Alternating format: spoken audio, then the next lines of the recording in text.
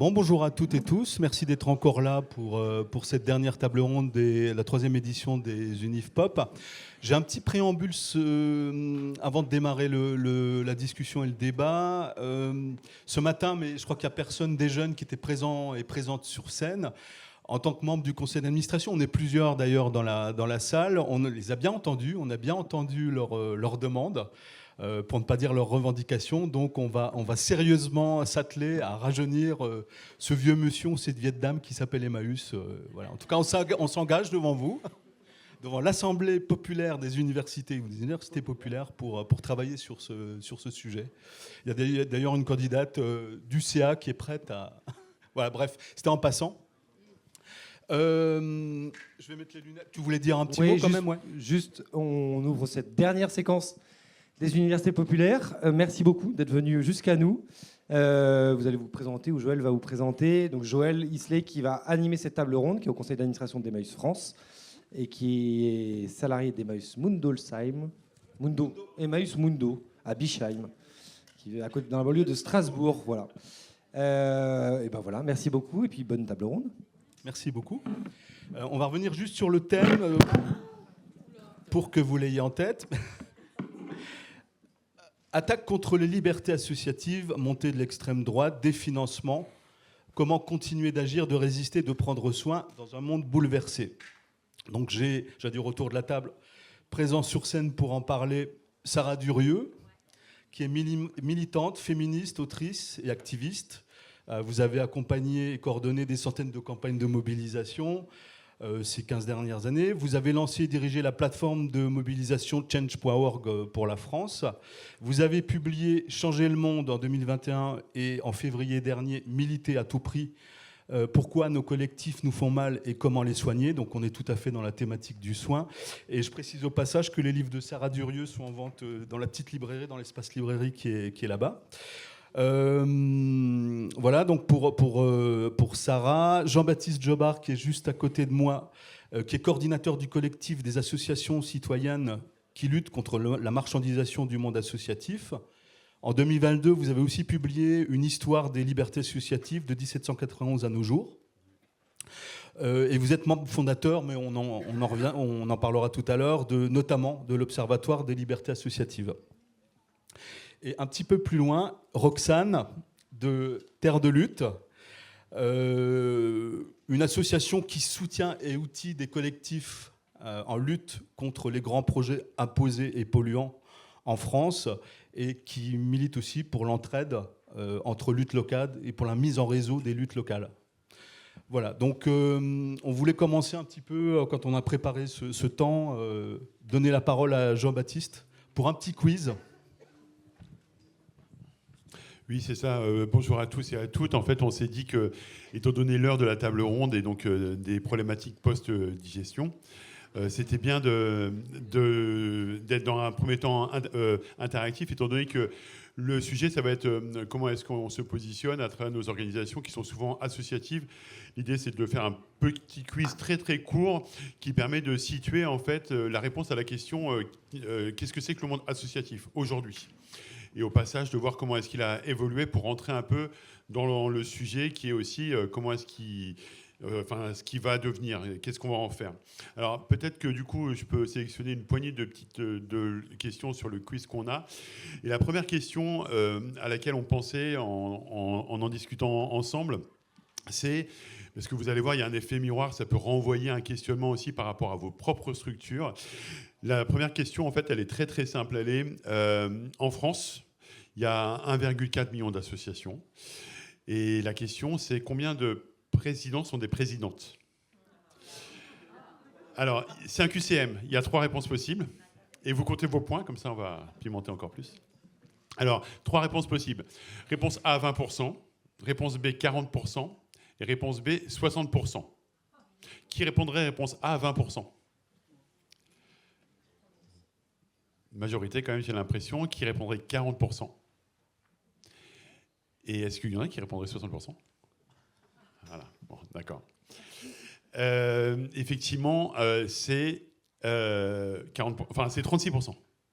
36%, donc on va dire ceux qui ont répondu 40% ont bon. Alors là, c'est pareil. Le chiffre intéressant, c'est l'évolution. La dernière enquête, donc ça, c'est des chiffres qui viennent de l'enquête de Viviane Chanonog et de l'INSEE. Donc on a du recul historique parce qu'il y a plusieurs enquêtes. Et les dernières enquêtes, c'était 31%. Donc il y a une augmentation. Voilà. Et donc ça permet aussi de mettre l'accent sur, finalement, c'est quoi le profil type d'un président d'association en France. On voit que c'est plutôt un homme. Il y a une autre question que je ne vous poserai pas tout de suite, mais c'est combien d'ouvriers, en fait, sont présidents. Et en fait, il y a moins de 5%, c'est-à-dire qu'en fait, j'ai le chiffre quelque part, mais je crois qu'il y a 66% des présidents qui sont de la catégorie socio-professionnelle, chef d'entreprise, cadre sup et profession libérale. Ça dessine une typologie, d'autant plus que 41% sont des seniors, il y a plus de 64 ans. Alors, quand on fait le quiz avec un vidéoprojecteur, on voit les chiffres qui s'affichent et on voit notamment comment ça se décompose président, trésorier, secrétaire. Les trésoriers, c'est à peu près 50-50 hommes-femmes. Par contre, les secrétaires, avec tout ce que l'imaginaire charrie, voilà, c'est principalement des femmes. Deuxième question, assez rapide comme ça. Quelle est la part... Alors, on va tout de suite passer aux choses sérieuses, à l'argent, au nerf de la guerre. On va parler budget. La prochaine question concerne les ressources des associations. Donc, quand on cumule les budgets des 1,4 million d'associations en France, on arrive à 113 milliards de budget cumulé. Sur ces ressources des associations, quel est le pourcentage de la ligne dons, mécénat, fondation, d'après vous? Il y a 3 réponses possibles. Est-ce que les associations se financent à hauteur de 5% par dons, mécénat, fondation, 15% ou 30%? Qui répondrait 5%?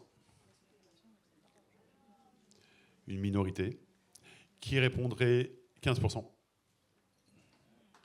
Et qui répondrait 30%? Vous pouvez relever la main, ceux qui ont dit 5%. Est-ce que vous pouvez être fiers de vous, c'est ça? C'est même moins que ça, c'est 4,6%. Et là aussi, l'information importante, c'est que le chiffre évolue pas. Et je le dis parce qu'en tant qu'acteur associatif, je pense qu'on est nombreux à entendre la phrase souvent hybridez vos ressources, revoyez votre modèle économique, qui est une manière de dire accepter de voir remplacer l'argent privé par l'argent public par l'argent privé, etc. Et en fait, on voit que malgré en fait les politiques incitatives, il n'y a que moins de 5% dans les budgets des associations qui viennent de cette ligne-là. Et d'ailleurs, quand on parle d'argent privé, en fait, il faut avoir un réflexe évidemment d'autodéfense intellectuelle. Hein. Comme 2 tiers de cet argent est défiscalisé, c'est en bonne partie de l'argent public. Et ça pose plein d'autres questions sur où est-ce que va cet argent. Autre question sur l'argent. Quelle est la part de la ligne subvention dans les budgets des associations? Là aussi, il y a 3 réponses possibles. 20%, 40% ou 60%. Alors, pas assez, c'est la bonne réponse. Qui répondrait 20%? 40? Et 60? Ah ouais. En fait, alors à chaque fois, je pense à la phrase qui dit « Les optimistes sont des gens mal informés ». Donc, c'est pas 60%. En fait, c'est même pas 40%. C'est 1 euro sur 5, c'est 20%. Voilà. Et ça, c'est important parce que là aussi, ça permet de mettre l'accent sur un chiffre clé qui est que il y a 15 ans, c'était encore 1 tiers. On est passé à 1 euro sur 5. Et ça met l'accent sur quelque chose qui est fondamental et qui a été bien mis en valeur par un rapport du CESE, le Conseil économique, social et environnemental, l'année dernière. Un rapport très important qui s'appelle « Le financement des associations, une urgence démocratique ». Et qui faisait donc le lien dans le titre entre la manière dont les associations sont financées. C'est pas que technique, c'est pas que juridique, c'est pas que contractuel. Ça dénote une philosophie, en fait, des principes d'action. Et l'urgence démocratique, le rapport, il a été rendu 1 mois avant l'élection qui a failli voir Bardella à Matignon. Et donc, ça met l'accent sur le fait qu'il y a eu une espèce de révolution invisible dans le financement des associations qui fait que, tendanciellement, il y a eu une baisse des subventions, c'est-à-dire une baisse du soutien à l'initiative citoyenne de terrain, organisée sous forme associative. Ce qui ne veut pas dire que le financement public a baissé substantiellement, mais qui s'est transformé.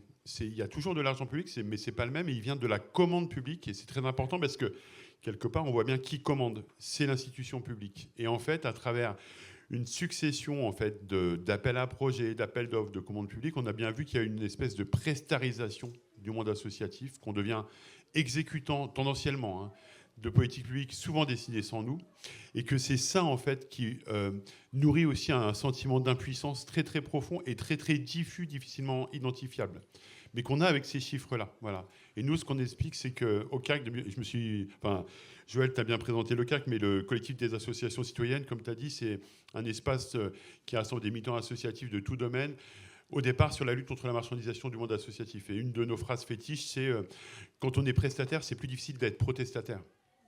Et donc c'est ça en fait le phénomène de dépolitisation auquel on assiste à bas bruit, mais qu'il faut réussir à conscientiser.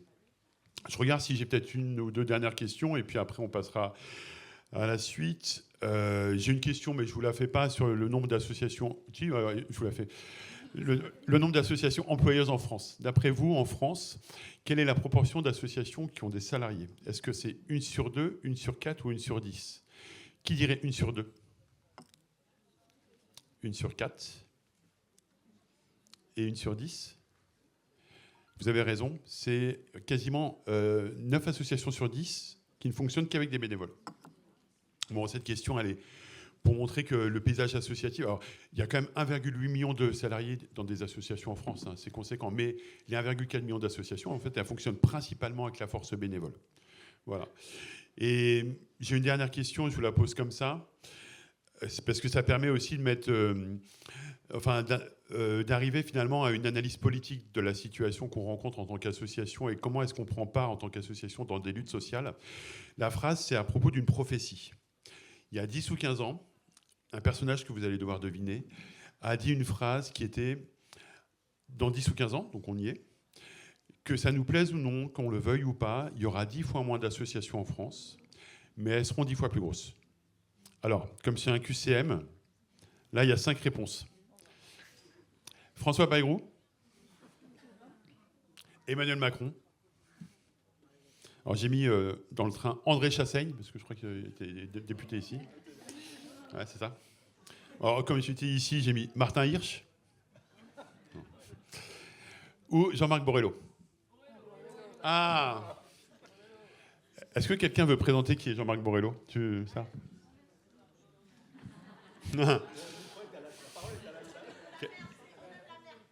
Un volontaire?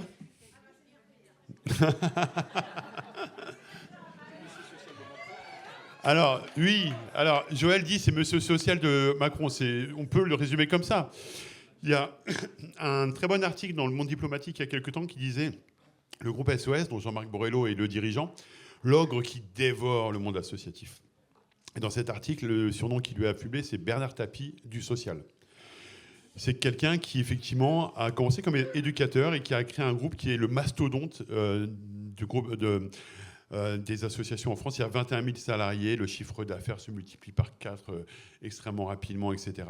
Et donc, c'est la figure de l'entrepreneur social qui est un peu la figure en vogue, compatible avec finalement le néolibéralisme autoritaire que l'on connaît et le macronisme, puisqu'Emmanuel, il me semble qu'il a été prof d'Emmanuel Macron à Sciences Po. En tout cas, il est membre du comité exécutif de La République En Marche.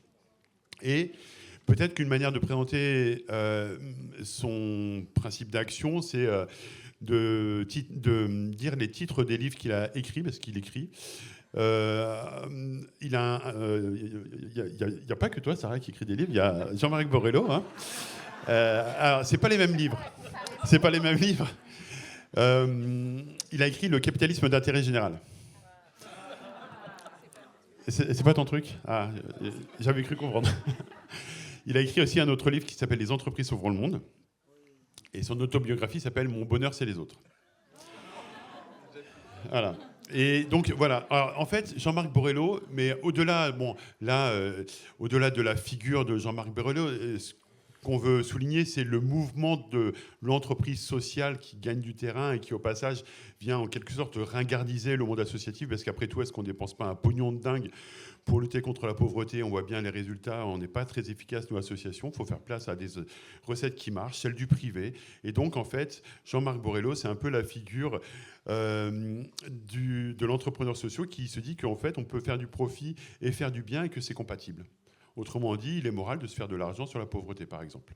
Et ça, c'est important parce que ça veut dire qu'il y a eu toute une évolution en fait, dans la manière de concevoir les choses il y a plusieurs néolibéralismes, et le néolibéralisme dans lequel on est, c'est un néolibéralisme autoritaire, mais ce n'était pas le cas encore dans les années 80, où il y avait des secteurs entiers de l'activité humaine, l'éducation, la culture, l'humanitaire, le social, où on était d'accord, il y avait un consensus pour se dire que c'est pas moral de se faire de l'argent sur ça. Ça, c'est un consensus qui a explosé en vol. Et donc là, on est sur une nouvelle phase où il n'y a pas simplement une main invisible du marché qui organise tout très bien, il y a un cœur invisible, on peut être philanthropique et résoudre les problèmes tout en ayant un retour sur investissement. Donc c'est ça Jean-Marc Borrello. Et derrière tout ça, il y a une idéologie qui est que, certes, le système n'est pas parfait, mais le système va créer les solutions aux problèmes qu'il a créés. Donc il n'y a pas besoin de changer le système. C'est ça, en fait, derrière. Donc voilà, c'est comment est-ce que nous, acteurs associatifs, on se positionne dans cet environnement. Ça va être un peu le cœur du débat. Et notamment, encore une fois, que l'effet miroir, comment est-ce que vous, en tant qu'acteur associatif aussi, organisé, Emmaüs, vous vous positionnez dans ce mouvement avec cet étau qui se resserre entre la marchandisation et les libertés associatives qui se restreignent de plus en plus. Mais là, on y reviendra peut-être tout à l'heure. Voilà. Alors... Sarah me dit, en tant qu'attachée de presse, que je n'ai pas présenté mon livre, effectivement, une histoire des libertés associatives. En fait, ce livre, c'est un livre de vulgarisation d'ouvrages historiques, scientifiques, qui vaut surtout, j'allais dire, pour revisiter la manière dont le monde associatif s'est créé, et on ne le sait pas.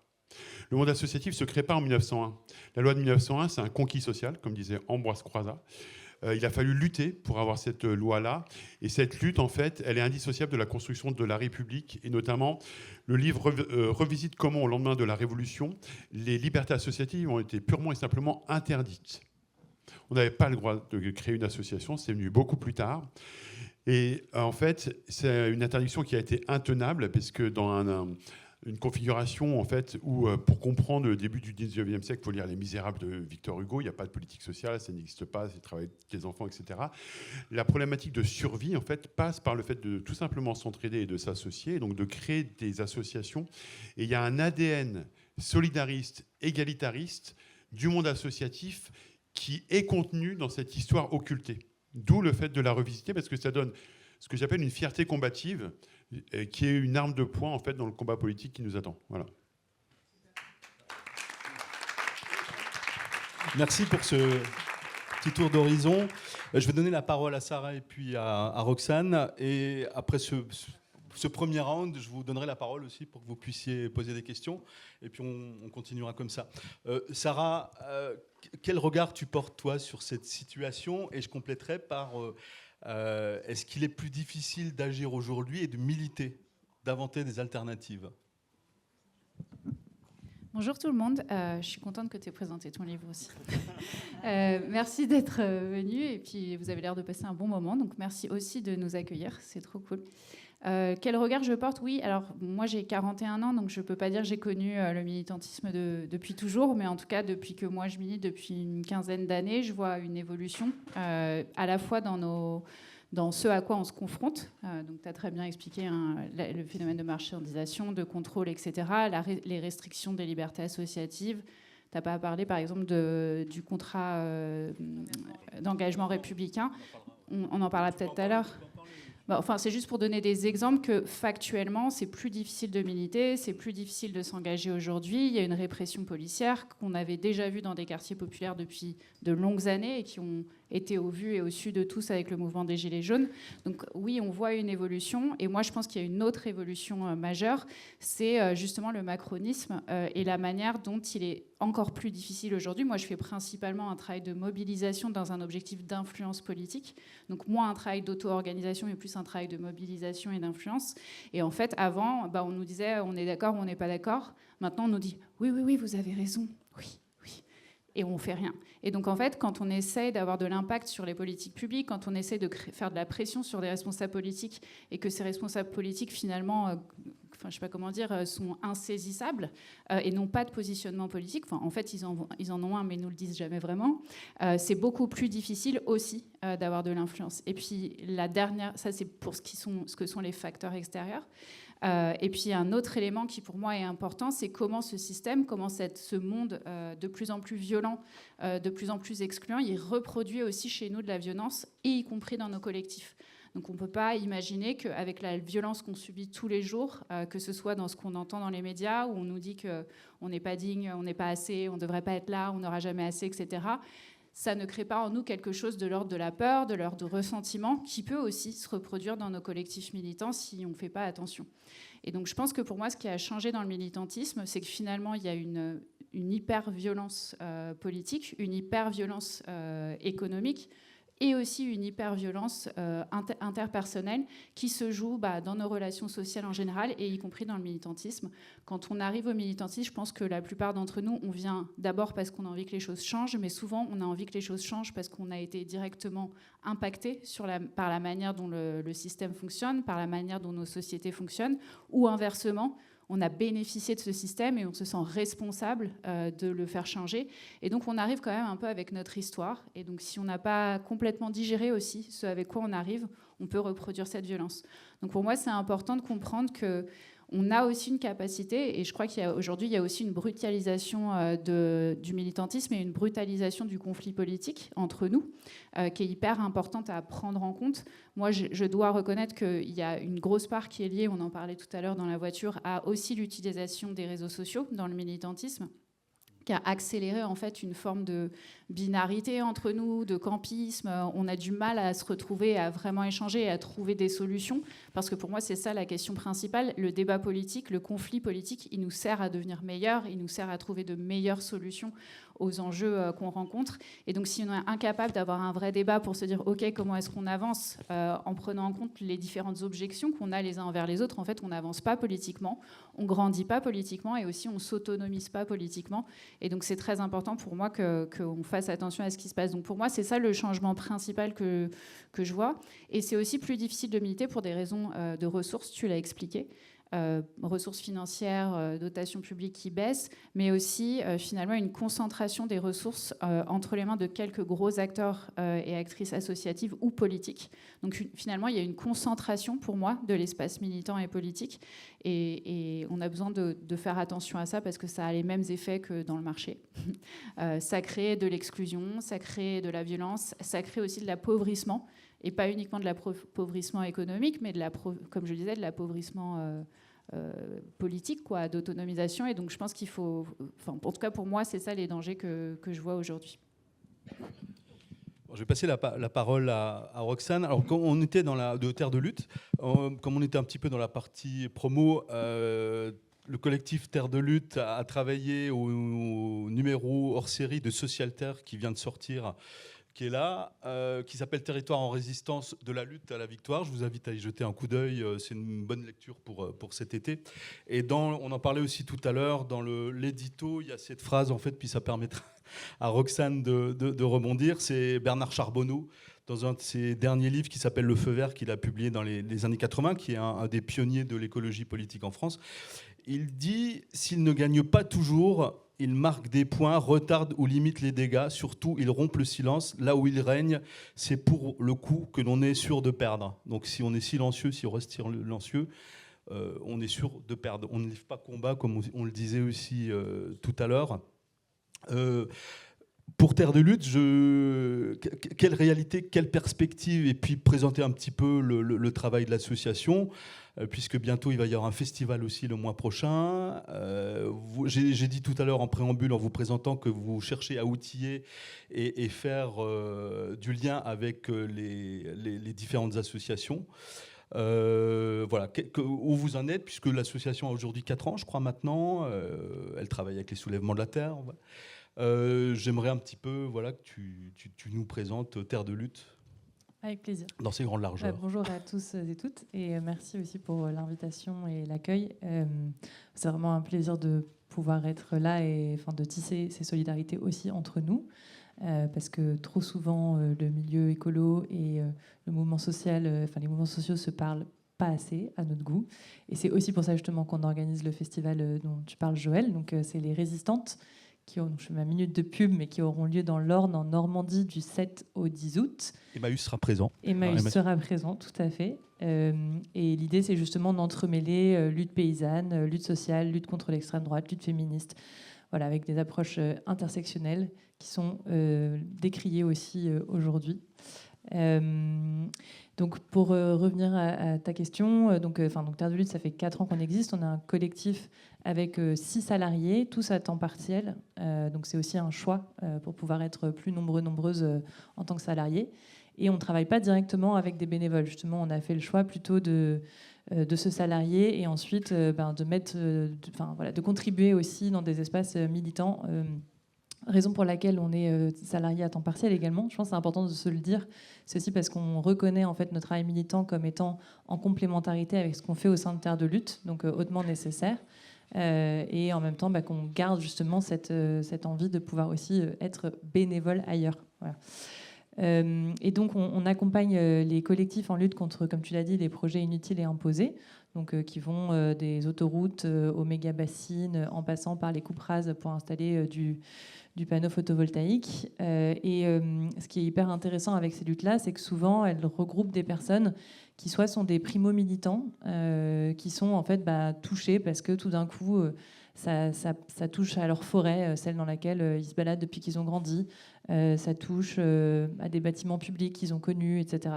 Donc ça fait que des personnes qui ne militent pas habituellement et surtout potentiellement sont de bords politiques différents se mettent à essayer de s'organiser. Donc tu disais, là où toi tu agis plus à l'endroit du plaidoyer, ou en tout cas de la politique publique, nous on travaille vraiment depuis le terrain avec les personnes qui refusent en fait que des choses adviennent sans avoir leur mot à dire.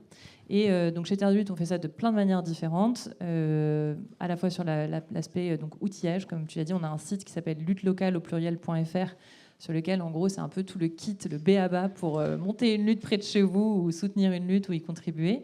On outille aussi sur le plan de la communication. On fait aussi du soutien juridique. On a d'ailleurs sorti également, je suis désolée parce que je ne l'ai pas apporté, mais un petit manuel juridique pour lutter efficacement contre les projets inutiles et imposés, parce que en fait, ça prend un temps de dingue que de s'approprier les moyens juridiques pour lutter. Et donc, souvent, ce sont des personnes qui ont aussi les profils types des bénévoles en France, c'est-à-dire plutôt des personnes retraitées qui ont un peu le temps de se pencher sur ces questions-là. Donc, en tout cas, on a fait ce manuel aussi. Et puis, j'ai perdu le fil de ce que je voulais vous dire. Ouais, les outils, de mettre les gens ensemble, d'essayer de mener donc des luttes effectivement, au-delà en fait de certains clivages partisans. Et donc il y avait cette notion de l'organizing en fait. Voilà, c'est que donc nous on essaye de faire avec les gens depuis là où elles sont. Et de vraiment essayer de sans capacité, de monter en puissance d'agir, en pouvoir d'agir. Et donc ça fait le lien aussi avec plein de dynamiques qu'on retrouve notamment dans les quartiers, autour des syndicats habitants, etc. Et ça fait le lien avec ce qui a été dit ce matin. Alors c'est marrant parce que tu parlais de conflictualité, etc. Donc ce matin, il y a eu une super intervention qui parlait de la disputation. Enfin, vraiment, voilà, le fait de ne pas refuser la dispute, mais de le voir comme un espace fécond. Et je pense que c'est aussi extrêmement important, en fait, de retrouver des espaces dans lesquels on détricote la polarisation en cours, qui est, je pense, comme tu l'as très bien dit, soutenue aussi par la numérisation constante et accélérée de nos mondes. Et donc, trouver ces espaces où on apprend, où on réapprend à faire ensemble pour lutter contre des projets. Nous, on pense que c'est aussi un moyen en fait efficace, efficace au sens opérant plutôt, de recréer en fait du débat. Aussi parce que donc parmi les moyens qu'on engage, il y a aussi le fait de faire des études, et notamment une de nos études, les David contre Goliath, montre qu'en fait un des premiers leviers de mobilisation des gens contre des projets inutiles et imposés, c'est la sensation, le sentiment de déni de démocratie. Et je pense que ça, c'est vraiment peut-être un point qui nous relie très fortement, en fait. C'est la colère face à ça, et donc qui donne envie de se mobiliser. Et puis, un dernier petit point pour cette première prise de parole. Dans la dernière étude qu'on vient de faire paraître, qui a donné lieu à ce hors-série Social Terre, donc sur les victoires des luttes sur les 10 dernières années, on a étudié plus de 150 luttes victorieuses. Ce qui apparaît de manière très intéressante, alors c'est que non seulement par rapport au montant des projets, en fait, il suffit de quelques milliers d'euros pour réussir à lutter, et qu'en fait, peu importe finalement si on gagne ou pas, comme tu le disais, Joël, la lutte, finalement, c'est le processus. Et je pense que c'est ce que disait aussi Jean-Régis ce matin, la question du processus comme en fait quelque chose de performatif qui crée en fait ce pouvoir d'agir, parce qu'en fait même quand les gens aient gagné ou pas, après ils se mettent au service d'autres luttes, et il y a aussi du transfert de savoir-faire, et ça c'est super important de regagner confiance dans notre capacité à faire ensemble. Merci.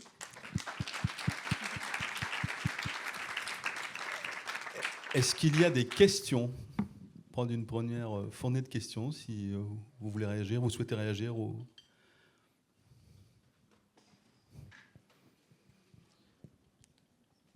Bon, on va continuer à parler d'outils et d'outiller les associations. En préparant aussi ce temps, je sais qu'avec le collectif des associations citoyennes, vous avez développé plusieurs outils, notamment le Transiscope, mais aussi l'Observatoire citoyen de la marchandisation des associations. Est-ce que tu peux un petit peu nous détailler, nous dire en quoi ça consiste et où on peut trouver ces outils Oui, en fait, on a développé plusieurs outils. Alors, il y a l'Observatoire citoyen de la marchandisation. Tu parlais tout à l'heure de l'Observatoire des libertés associatives. Alors, à chaque fois, évidemment, c'est pas observer pour observer, c'est observer pour mieux agir. Par contre, à chaque fois, ce qui est intéressant, c'est que ça développe aussi tout un réseau d'alliances, et notamment avec des universités. L'Observatoire liberté associative, on n'aurait pas pu créer cet observatoire si on n'avait pas travaillé avec des scientifiques, en fait, des sociologues notamment, qui sont venus nous apporter une méthode pour caractériser ce qu'était une attaque contre les libertés associatives, parce qu'en quelque sorte, on était piégé par le fait d'être juge et partie. Et on avait du mal, enfin, on savait bien qu'il y avait un problème croissant des libertés associatives, mais on avait du mal à le caractériser. Et d'ailleurs, enfin, c'est une anecdote, mais on avait rencontré Gabriel Attal quand il était secrétaire d'État au SNU, à la vie associative. Et il nous avait dit, mais en fait, il n'y a pas de problème avec les libertés associatives, parce que la liberté d'association, elle est sanctuarisée par une décision du Conseil constitutionnel en 1971. Et à ce moment-là, on n'avait pas su très bien quoi lui répondre. Et il nous avait dit, en gros, s'il y a un problème, montrez-le-moi. Donc c'est pour ça qu'on a créé l'Observatoire des libertés associatives. Et cet observatoire, donc avec les scientifiques, on a établi une méthode pour qu'il y ait bien une relation de causalité entre une prise de position politique d'une association par une action ou des propos et une sanction, avec une typologie de sanctions plus ou moins graves, des attaques réputationnelles ou de disqualification. Ça commence souvent comme ça, il y a une délégitimation. Bon, voilà. Par exemple, parler d'écoterrorisme, c'est pas neutre. Terrorisme, ça veut dire que pénalement, c'est autre chose. Enfin, bon, voilà, plein de trucs comme ça. Et puis, donc, c'est un peu graduel. Il y a des attaques matérielles, notamment les coupes de subventions, sanctions, privation de locaux, etc. Ensuite, il y a les attaques dans le registre judiciaire. Et puis ensuite, le plus haut niveau, c'est ce qu'on connaît à Bure, on en parlait, ou à Briançon, ou à Calais, c'est-à-dire avec le registre policier. Et donc, on a réussi à typologiser ça. Et à faire la différence, alors c'est dommage, on n'a pas pu lui reparler depuis, mais à faire la différence, on aurait dit à Gabriel Attal, si on avait pu lui reparler, en fait, la liberté d'association, c'est la liberté de créer une association. Et ça, effectivement, en France, c'est protégé. Par contre, c'est pas le tout de créer une association. Il faut réussir à la développer, à la faire vivre, à lui donner pleine mesure de son potentiel. Et donc ça, c'est les libertés associatives, parce que ça renvoie pas simplement au droit d'association, mais au droit de réunion, au droit de manifestation, au droit d'expression. Et donc c'est en fait tout un ensemble de droits fondamentaux qui sont autant de conditions d'exercice de la démocratie. Et c'est important, parce que dire ça, ça veut dire que défendre les libertés associatives, c'est pas que défendre les libertés associatives, c'est défendre la démocratie, parce que c'est une des composantes de la démocratie. Donc on se positionne comme ça. Et pour revenir sur les outils, parce que là, je développais sur l'Observatoire des libertés associatives, même si on en reparlera, l'idée, c'est toujours d'être sur le fil d'avoir une analyse lucide de la situation qui, des fois, conduit à une certaine désespérance, et en même temps de bien voir les ressorts qu'on a et comment est-ce qu'on ne se contente pas de dénoncer une situation, mais de mieux dénoncer une situation en disant « on ne veut pas ça parce qu'on voudrait ça ». Et donc, on voudrait ça, c'est on voudrait quoi ? Finalement, le Transiscope, c'est une des réponses à ça, c'est-à-dire c'est une cartographie qui recense toutes les alternatives au système actuel portées par les associations. Et donc, c'est un commun numérique qu'on a créé avec plein d'autres structures, le CRID, les Colibris, Alternatiba, etc. On a agrégé toute une série de cartographies. Et c'est intéressant parce que c'est multi-usage. Ça permet d'abord de se redonner un peu espoir parce qu'on voit qu'il y a un effet de... Enfin, quand on voit la carte au niveau national, c'est énorme ce que porte le monde associatif. Et donc, on visibilise ça. Et puis, ça a aussi un effet de mise en lien des acteurs entre eux. Donc, voilà. C'est aussi pour dire il y a plein de choses à faire. Dans les outils, juste, j'en recite un parce qu'on en parlait en aparté juste avant que ça commence. C'était une Arlésienne parce qu'on était sur ce projet depuis longtemps, mais on a enfin créé une coopérative de développement des médias indépendants qui s'appelle COP Média. Et donc Emmaüs est partie prenante de cette aventure-là. Et c'est hyper important parce que ça c'est aussi typiquement une des manières de voir comment est-ce que par l'auto-organisation, on est capable d'apporter un certain nombre de solutions, en fait. On est aussi sur les nouveaux récits. Sarah, quelle place pour ces nouveaux récits, les nouveaux imaginaires, puisqu'il faut réenchanter les luttes. Est-ce que, pour rentrer un petit peu plus dans la thématique de ces universités populaires, le soin, est-ce que ça peut être un horizon politique ? Moi, j'ai des questions hyper conceptuelles, mais je vais y arriver. Désolé. Non, mais je t'en prie. Merci pour la question, parce que moi, je pense que c'est quelque chose qui m'inquiète un peu, c'est que souvent, moi, quand j'ai entendu parler de soins dans les luttes, on prend 3-4 meufs qui vont faire le soin militant et qui vont s'occuper de tous les gens qui vont pas bien, pendant que plein d'autres gens les victimisent. Donc je schématise un peu, bien entendu, mais je pense que la question du soin, pour moi, c'est pas juste les paillettes ou les câlins. En fait, c'est une question vraiment de réflexion sur la manière dont nos systèmes humains peuvent reproduire de la violence, reproduire de la domination, et donc comment est-ce qu'on fait autrement. Donc pour moi, avant de parler des imaginaires, je pense qu'il faut juste retourner à nos bases. Et je pense que les bases d'un projet de gauche, émancipateur, etc., c'est d'abord un projet de soins, parce que c'est un projet de soins aux vivants en général, y compris nous. Et c'est aussi un projet qui dit que finalement, on refuse des logiques qui sont des logiques à l'inverse de l'émancipation, et je dis même de l'amour et de la camaraderie et de l'amitié. Et donc il y a des systèmes qui sont en place, qui sont le patriarcat, qui sont la suprématie blanche et le colonialisme, que sont le capitalisme, qui ont pour objectif de rendre le soin secondaire dans les relations humaines et aussi de casser les liens. Et donc les liens et le soin sont quand même au cœur de notre projet politique, je pense, quand on essaye d'agir de ce point de vue que je crois qu'on partage tous. Donc pour moi, avant de parler de récit, je pense que c'est pas une histoire à raconter, c'est une manière de s'organiser qui après fera ressortir aussi un nouveau récit pour le militantisme. La manière de s'organiser, c'est de considérer que c'est pas parce qu'on est plus violent qu'on est plus radicaux.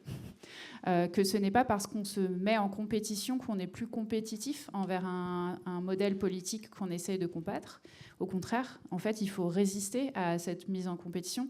Enfin, je ne vous explique pas le contexte politique actuel si on prend juste l'état de nos forces politiques partisanes, mais je peux vous dire que je l'ai vu aussi dans des associations qui se tirent la bourre pour avoir la subvention avant les autres, qui décident de lancer un nouveau programme alors qu'il y a plein d'autres associations qui travaillent sur le sujet sans jamais les contacter, qui vont se dire que c'est plus important de faire de la quantité et de dire qu'on a plus de followers sur Instagram que d'essayer de travailler avec d'autres personnes.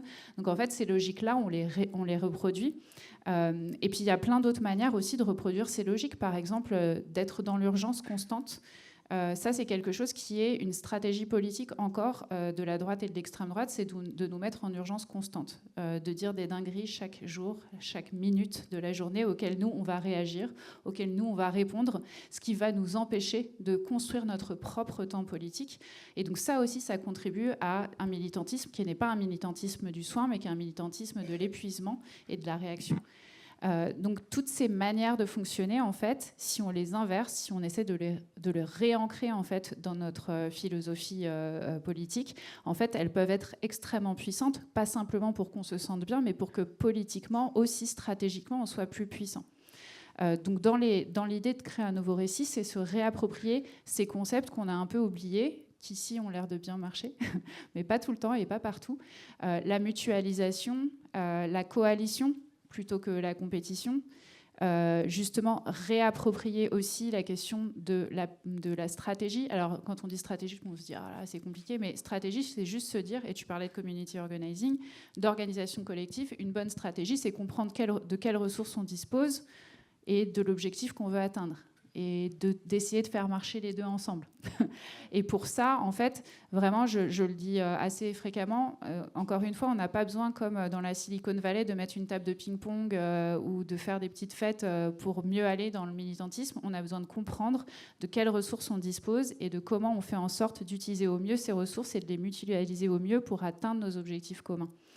Et ça, c'est vraiment important, je pense, dans la période en particulier, de se dire qu'il faut qu'on fonctionne comme une équipe de foot. Il faut qu'on se parle beaucoup plus aussi entre associations, entre organisations, pour comprendre qui fait quoi, qui mutualise, qu'est-ce qu'on peut mutualiser comme outils, comme ressources, etc. Parce qu'on est vraiment face à un rétrécissement de nos espaces. Donc pour moi, l'idée du nouveau récit, c'est justement de changer, d'accepter que le militantisme, non, c'est pas en fait se battre jusqu'à ce qu'on soit épuisé. On parlait aussi de cette culture du sacrifice. En fait, on n'est pas un bon militant, on n'est pas un bon associatif si on n'est pas épuisé, si on ne sacrifie pas tout, si on ne sacrifie pas notre vie de famille, si on ne sacrifie pas même les liens avec nos camarades, en disant c'est pas grave si on s'embrouille, ce qui est plus important, c'est qu'on ait organisé cet événement ou qu'on ait, je sais pas, publié ce communiqué de presse. Parce que je prends cet exemple qui est un peu tellement, qui peut créer des tensions énormes alors que c'est tellement insignifiant. Voilà. Donc c'est vraiment important, je pense, d'avoir cette réflexion-là et de réécrire finalement un récit qui est un récit d'une nouvelle forme de militantisme. Et aussi qui est aussi une nouvelle forme pour faire société. Et ça nécessite vraiment qu'on regarde en nous-mêmes comment parfois on peut reproduire ces mécanismes-là. Et je le dis parce que c'est très facile. Moi, le livre que j'ai écrit, j'essaie d'être pas trop déprimante. Donc, chaque chapitre, c'est un symptôme de cette culture, pourquoi il existe et comment on fait autrement. Donc, vraiment, pour à chaque fois se dire, non, il y a d'autres modèles. Honnêtement, il y a plein d'exemples. Ici, on en voit plein. On en a vécu. Moi, je suis juste arrivée, j'ai mangé et j'ai trouvé ça trop bon. Et je me suis dit, déjà, il y a quelques idées de comment on fait ensemble. Mais il y a plein d'initiatives partout en France où il y a des modèles alternatifs à ces modèles de compétition, d'accaparement, de violence, etc. Et ce que je disais, c'est que je l'ai écrit de cette manière aussi parce que je pense qu'il est nécessaire de ne pas uniquement jeter la pierre aux autres. Donc vous verrez que si vous avez l'occasion de le lire, moi je ne cite pas des organisations en particulier. Parce que moi ce qui m'intéresse, c'est qu'on soit capable aussi de se regarder. Et donc c'est drôle parce que quand les gens m'envoient des messages par rapport à la lecture du livre, ils me disent « Ah bah, j'avais commencé à lire en me disant on va voir qui sont toutes les mauvaises organisations là où il ne faut pas aller militer. » Et finalement, j'ai fini par reconnaître certains de mes propres comportements dans ces collectifs et la manière dont moi-même j'étais en position d'accaparement, d'exclusion, de violence aussi, parfois pour des raisons qui sont légitimes, qui est que on vit des trucs durs aussi. Donc voilà, en gros, pour moi, j'ai un peu du mal à dire le nouveau récit, comme si c'est quelque chose d'extérieur. Et je vais finir là-dessus, désolée, c'est un peu long, mais je pense que c'est important aussi de se dire qu'il y a nos organisations, puis il y a tous les gens autour de nous. Et militer, c'est pas que trouver des gens avec qui on est d'accord, c'est aller chercher des gens qui savent pas encore qu'ils sont d'accord avec nous. Et donc en fait, si on crée des espaces militants dans lesquels c'est horrible de venir, c'est pas sympa, personne nous dit bonjour, on se fait engueuler on se fait engueuler toutes les 3 minutes. Et puis plus largement, on ne trouve pas notre place si on connaît pas grand-chose au militantisme ou à la politique ou au sujet de fond, qu'on ne trouve pas des moyens d'apprendre. En fait, moi, c'est une fête à laquelle j'ai pas du tout envie de venir. Donc si déjà je galère toute la journée, que je travaille, que c'est dur à la maison, que c'est dur au quotidien et que je dois venir dans un espace militant où ça va être dur aussi, je pense que c'est pas forcément possible. Et c'est pas forcément souhaitable. Et donc le burn-out, il est aussi réel dans les espaces militants ou l'épuisement, si on veut utiliser un mot français. Et pour terminer, je crois sincèrement que c'est une question d'éthique, de vision politique, d'efficacité stratégique et de nouvel imaginaire, puisque pour reboucler avec ta question de départ, qu'on n'est pas obligé de militer. En fait, il y a plein de choses, on dit ça a toujours été comme ça. Et on peut aussi décider que militer, c'est pas forcément un espace de violence, de peur et de repli.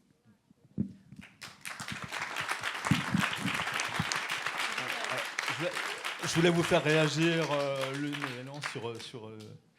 Merci beaucoup, Sarah. Effectivement, je pense que parmi les choses que tu as dites, moi, ce qui me touche beaucoup, c'est le fait que militer, qu'on soit salarié ou non, en fait, c'est un travail. Et au sens noble du terme, en fait. Et je pense qu'il y a un enjeu autour de la reconnaissance de ce qu'on fait, en fait, de ce que font les bénévoles, de ce que font toutes les personnes qui s'investissent, en fait, dans les mouvements sociaux et écologiques. Et ça crée le fait de ne pas le reconnaître. Ça fait aussi que ça nous dépossède en fait, des moyens qu'on a et qui existent, de remettre le travail en centralité et donc de pouvoir traverser ensemble ce qui s'y produit et ce qu'on y produit et comment on le produit. Et je vais revenir encore à l'intervention de Jean-Régis ce matin parce que elle m'a vraiment marquée. J'ai trouvé qu'il y avait énormément en fait de maturité en termes de réflexivité, en termes du fait de dire en fait l'erreur on la met au centre et à partir de l'erreur on regarde ce qui s'est produit et on décide ensemble de faire autrement. Pour moi c'est hyper important, c'est de reconnaître qu'en fait on apprend ensemble, que le bug c'est l'occasion en fait de se remettre au travail et d'apprendre ensemble, quoi. Voilà. Je pense que si on n'a pas cette attention-là, et tu parlais donc du soin, moi je parle pas mal de santé, en fait, de qu'est-ce qui fait santé dans ce qu'on fait ensemble, parce que là on va avoir vraiment besoin de capital santé pour les prochaines années. On a vraiment, c'est quelque chose qui est plutôt en déplétion, et en fait on va avoir besoin de regagner des marges de manœuvre dans un moment plutôt de rétrécissement, comme vous l'avez très bien énoncé tout à l'heure. Et donc, moi, il y a quelque chose qui me touche aussi actuellement, donc avec Terre de Lutte depuis 1 an, en fait, juste avant la séquence électorale, on s'est dit, bon, c'est quoi la suite ? Et on s'est dit, ouais, la suite, c'est quand même... On pense que ça va au-delà de chaque lutte locale, on pense qu'il y a quelque chose à jouer à l'échelle du territoire. Et bon, s'en ayant suivi ce qu'on connaît, les résultats qu'on connaît, et là on s'est dit, bah oui, c'est sûr, là il faut qu'on fasse quelque chose à l'échelle des territoires, on ne peut pas faire autrement, d'où cette notion de territoire en résistance qu'on travaille depuis 1 an. Donc on a commencé à fédérer des personnes et d'autres collectifs avec nous qui viennent plutôt des ruralités, plutôt des quartiers populaires, plutôt de l'action sociale. Enfin voilà, on essaye de brasser un peu large autour de ces questions.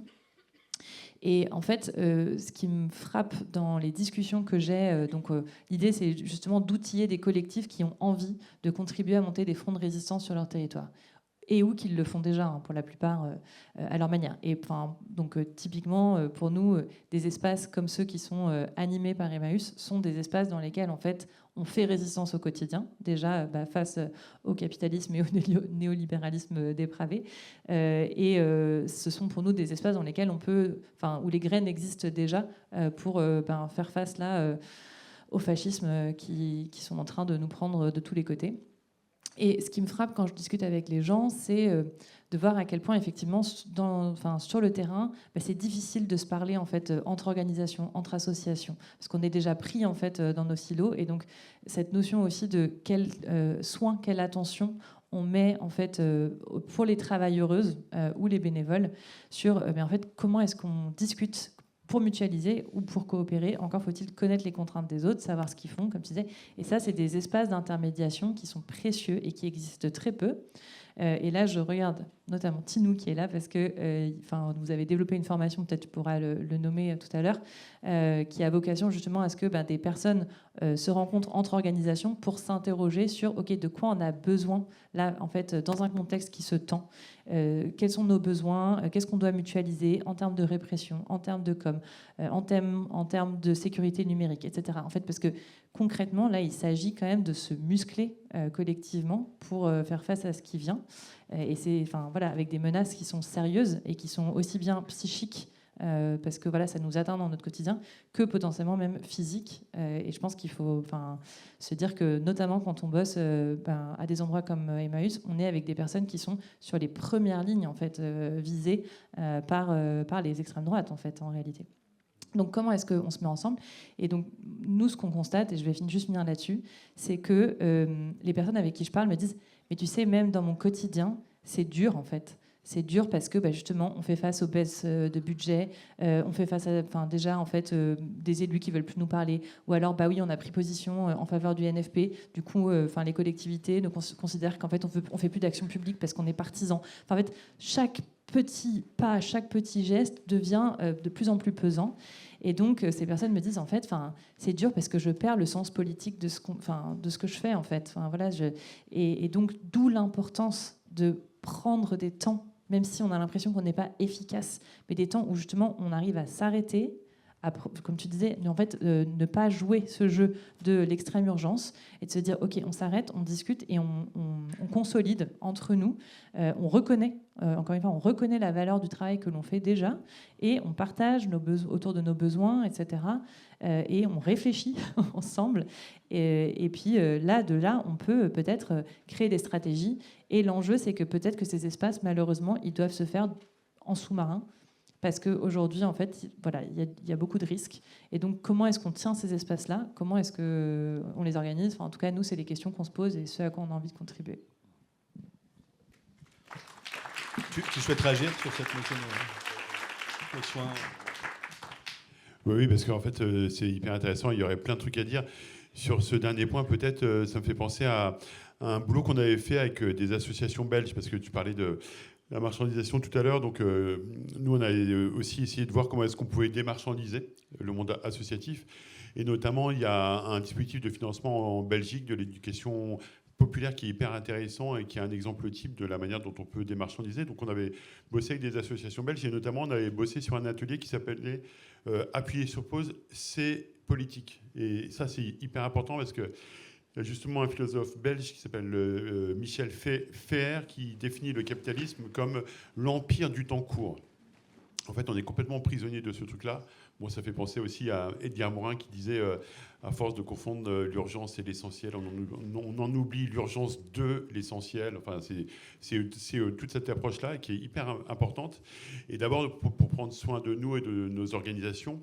Et donc, la question, c'est comment est-ce que finalement ce travail-là permet d'être dans le scénario du renforcement du monde associatif. Parce que on a fait un petit bouquin collectif qui s'appelle « Quel monde associatif demain ?», où il y a la première partie sur le scénario de l'affaiblissement, la deuxième sur le scénario du renforcement. Le scénario de l'affaiblissement, on en a parlé de la marchandisation, de la répression, de l'instrumentalisation du monde associatif, mais il y a aussi la managérialisation. Voilà. Et ça permet aussi de dire que ça, c'est un affaiblissement intrinsèque au monde associatif, mais qu'on ne peut penser bien cet affaiblissement des libertés associatives que si on relie ça à une autre lutte, qui est la lutte contre le démantèlement des services publics. Parce que c'est la même chose, c'est le même combat, même si l'action associative a une place spécifique dans l'action publique. Et donc, pour dire que la lutte contre la managérialisation, par rapport à tout ce que vous avez dit, il y a un point qui est hyper important, c'est qu'au moins, c'est quelque chose qui ne dépend que de nous. On peut s'y mettre, en fait, à essayer de faire en sorte de faire... Jaurès, il avait une formule magnifique, il disait il faut mettre la République dans l'atelier, donc dans nos ateliers d'unité de production de l'action publique, dans nos associations. Comment est-ce qu'on fait res publica ? Comment est-ce qu'on fait choses communes ? Comment est-ce qu'on considère nos associations comme un commun ? Et on y reviendra peut-être sur ces notions de commun, parce que je pense que c'est intéressant de se dire que si nos associations sont un commun, ça implique plein de choses derrière. Et donc, il y a tout ce travail-là à faire. Et je pense que le principe, c'est de se dire, bon, d'abord, il faut le faire parce que si on veut plus de démocratie, il faut commencer par soi-même. C'est la phrase de Gandhi qui disait l'exemple n'est pas le meilleur moyen de convaincre, c'est le seul. Donc, voilà, il faut essayer de faire démocratie en interne. Et en même temps, je pense qu'il faut y aller avec une certaine exigence d'effort et en même temps avec de la mansuétude. C'est-à-dire qu'on ne réussit jamais, en fait, à faire aussi bien démocratie en interne que ce qu'on aimerait. Et donc, je pense que le leitmotiv qu'on peut avoir, c'est la phrase de Brecht qui dit rater, rater encore, rater mieux. Je pense, voilà, il faut se dire, il faut juste essayer de faire en sorte que nos associations soient le plus démocratiques possible. Et en même temps, c'est normal de ne pas y arriver autant qu'on voudrait. Il faut tendre vers ça. Il faut rater moins pire. Il faut que ça soit pas si pire, comme disent les Québécois. Et donc voilà, donc je pense que c'est important parce que c'est aussi un espèce de comportement tranquillisateur, quoi. C'est super dur. On fait ce qu'on peut, y compris avec les contraintes qu'on a. Et donc voilà, c'était juste pour dire ça. Un peu de mansuétude envers nous-mêmes, ce qui n'empêche pas de faire le maximum qu'on peut. Hein. Y a-t-il des questions ?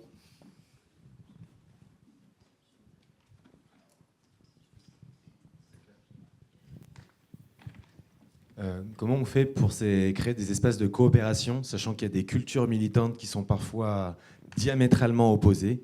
Et que là, il y a une autre université, c'est ceux de l'Université du Nou, qui ont des techniques de gouvernance partagée qui ont permis à plein d'assauts de progresser, mais qu'il y a aussi des angles morts de Maboule qui fait que ça peut ne pas marcher avec d'autres trucs. Donc, comment on peut faire front commun et mutualiser quand on n'a pas forcément les mêmes outils, et comment on peut aussi dépasser des tensions qu'on a pu avoir par le passé. C'est une grande question. Et peut-être aussi, il y a une autre dimension qui est hyper difficile, c'est la question intergénérationnelle. C'est-à-dire que on vous a demandé de vous renouveler, mais à 60 ans, on ne fonctionne pas de la même manière que quand on a 20 ans. Et ça, c'est un énorme problème dans les assos, j'ai l'impression aussi. Ouais, quelques éléments, mais pas de réponse en tant que telle. Moi, j'aime bien me référer à un corpus qui est celui de la maturité coopérative, qui a été développé par Anne et Patrick Beauvillard au sein de l'Institut des territoires coopératifs.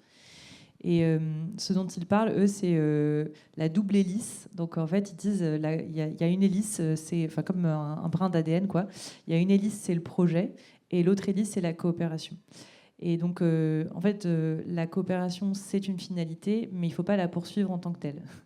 Et donc, l'idée, c'est plutôt de trouver, OK, qu'est-ce qui, sur le territoire, fait suffisamment consensus pour pouvoir fédérer des personnes qui ne s'organiseraient pas autrement ensemble, ou des orgas, des collectifs, etc.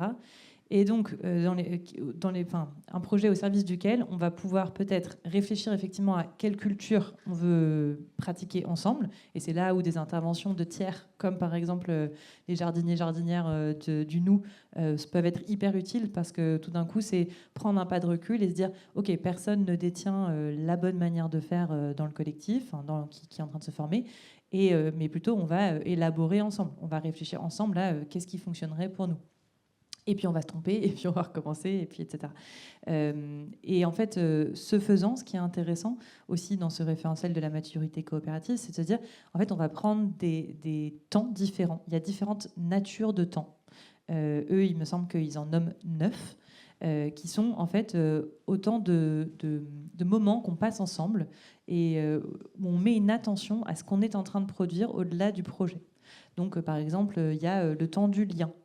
Mais il y a aussi le temps de l'introspection. Et il y a le temps justement de la maturité coopérative, où on va évaluer en fait où en est notre coopération. Voilà. Bon, moi, c'est un référentiel qui me parle. Il y en a sans doute plein d'autres. En tout cas, c'est de se dire que c'est important pour tout ce qui est de l'ordre de cette architecture invisible, finalement, de nos luttes, je trouve, de se doter d'outils qui nous permettent en fait de conceptualiser, mais pour mieux faire atterrir dans le réel. Je ne veux pas dire, je ne connaissais pas ce référentiel, super intéressant.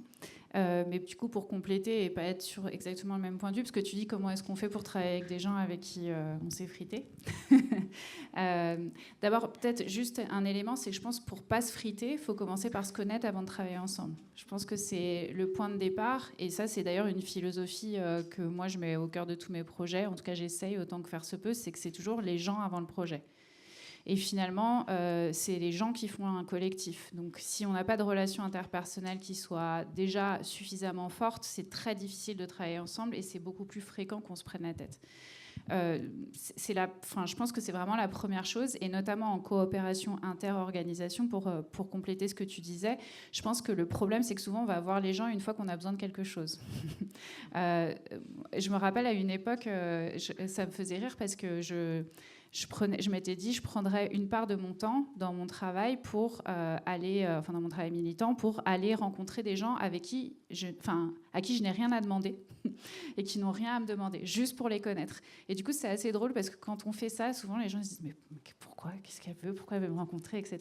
Donc, en fait, prendre le temps de faire ça, je pense que c'est important, parce que aussi, on est toujours dans des mécanismes de défense quand on a l'impression qu'on va nous prendre quelque chose. Donc, en fait, centrer la relation et le développement des relations avant les projets, je pense que c'est important. On ne peut pas toujours le faire. Je pense que ça, c'est aussi la théorie. Mais en tout cas, autant que faire se peut, se dire qu'une part de notre travail, pour sortir de l'urgence aussi, c'est de préparer les relations dont on aura besoin demain.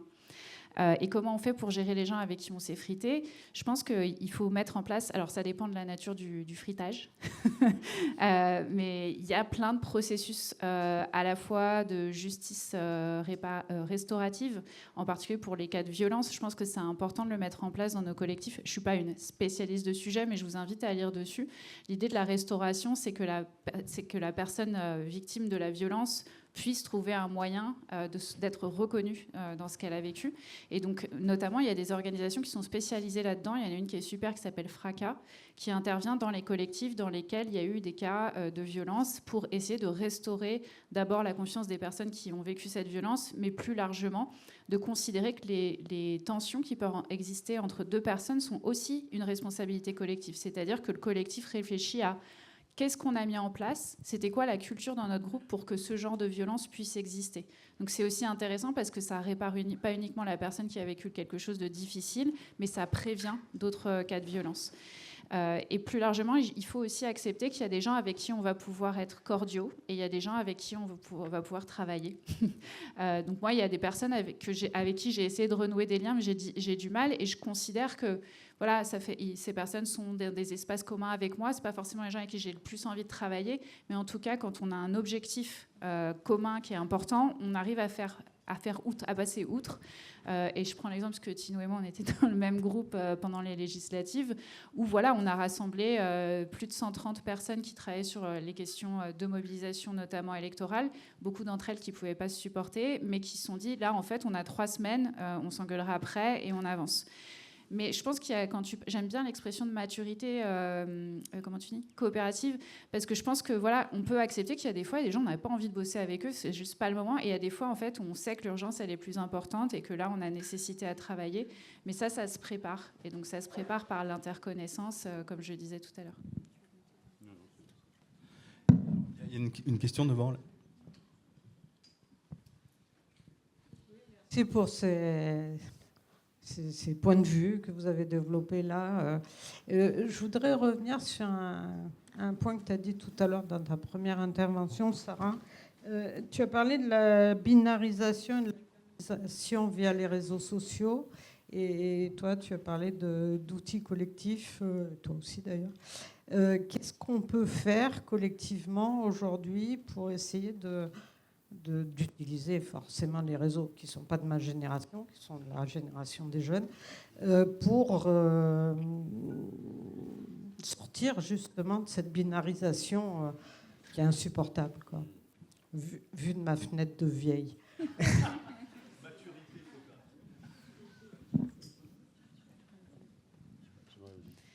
Merci beaucoup. Oui, alors c'est hyper difficile. Comme tu l'as dit tout à l'heure, j'ai bien aimé, je ne sais pas si c'est une réponse, mais quelques idées. Je crois qu'on est tous responsables de cette binarité. Enfin, moi, je le vois tous les jours en moi. À chaque fois, je vois un truc sur les réseaux, j'ai envie de répondre, j'ai envie de dire, mais non. Bon, j'ai appris quelque chose, c'est que les réseaux sociaux ne sont pas des espaces de débat. On parlait tout à l'heure de là où on peut avoir des conflits politiques qui nous permettent d'avancer, ce n'est pas du tout des espaces pour ça. Donc, je pense que se faire violence, si je peux schématiser, ou en tout cas se dire que c'est pas là où on va avoir des débats avec des camarades, voire avec des opposants politiques, ça nous permet déjà de baisser le niveau de tension sur les réseaux sociaux. Et donc on a tous un peu une responsabilité. J'ai envie de dire, c'est presque comme la diffusion, par exemple, des fake news, en fait.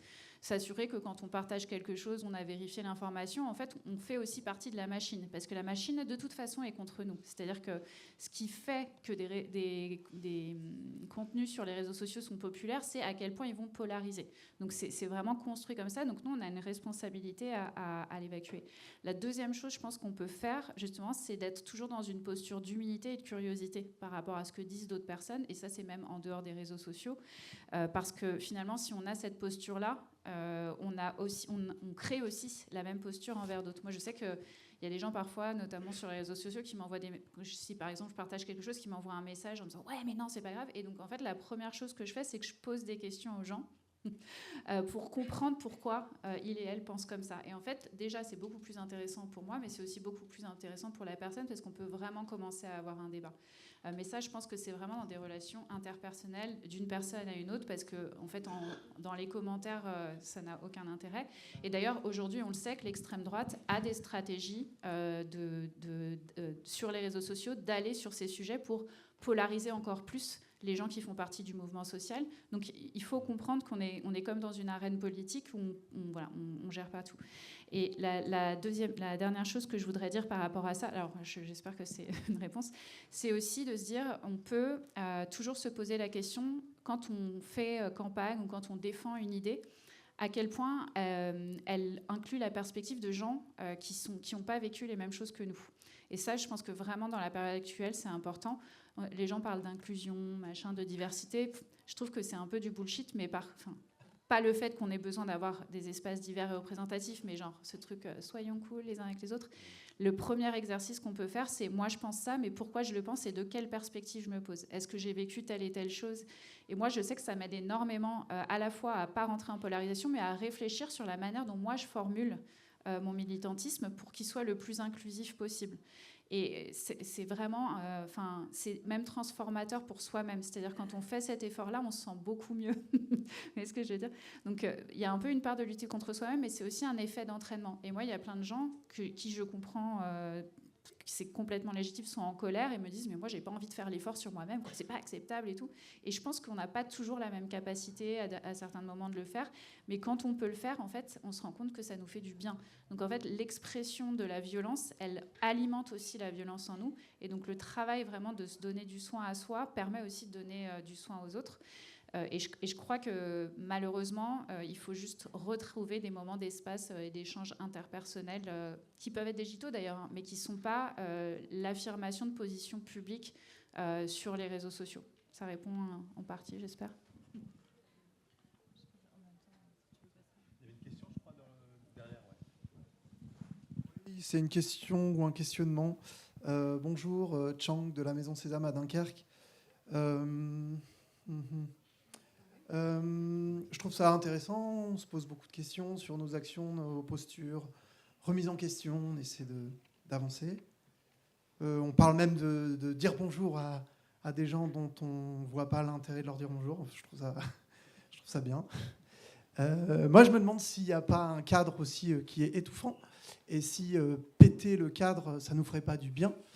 Et notamment, je m'interroge sur la place de la présidence. Qu'est-ce que ça veut dire, démocratie avec un président? Enfin, je ne sais pas s'il y a encore des gens dans cette salle à qui ça parle. Mais voilà, c'est une question que je me pose. Je trouve ça assez dingue qu'on n'en parle pas, finalement, de ça. On parle d'association, on s'associe et on essaie d'inventer des nouvelles choses. On est en mouvement, quoi. Et on a un cadre politique qui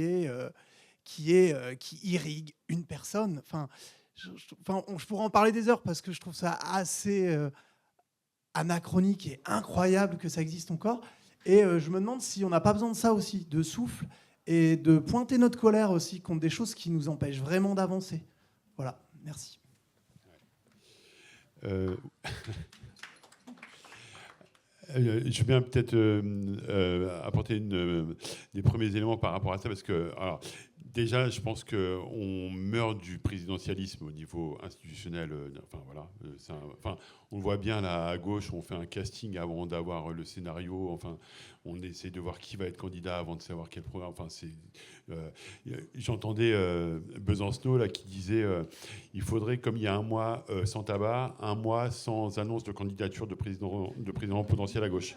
Je me disais ouais, il a peut-être raison. Donc voilà, et puis au niveau des assos, peut-être se rappeler simplement un truc très très simple, c'est que la loi de 1901 que j'évoquais tout à l'heure, en fait, le fait d'avoir donc ce triumvirat, là, président, trésorier, secrétaire, etc., c'est littéralement hors la loi. C'est intéressant de se le rappeler. En fait, la loi de 1901, elle est très forte parce qu'en fait, elle est très simple et elle est très courte. Et elle ne prévoit pas du tout des fonctionnements de gouvernance. Elle dit juste qu'il faut être deux. Voilà. Sauf en Alsace, chez toi, où il faut être 7. Et en Moselle, voilà. Et donc, en fait, ça, c'est un truc qui s'est mis en place avec la diffusion de statuts types par les préfectures, avec nos relations avec les organismes bancaires, etc. Mais en fait, en gros, il suffit de désigner quelqu'un comme représentant légal, de le faire tourner, etc. Et puis, on peut inventer autre chose ou appeler autrement.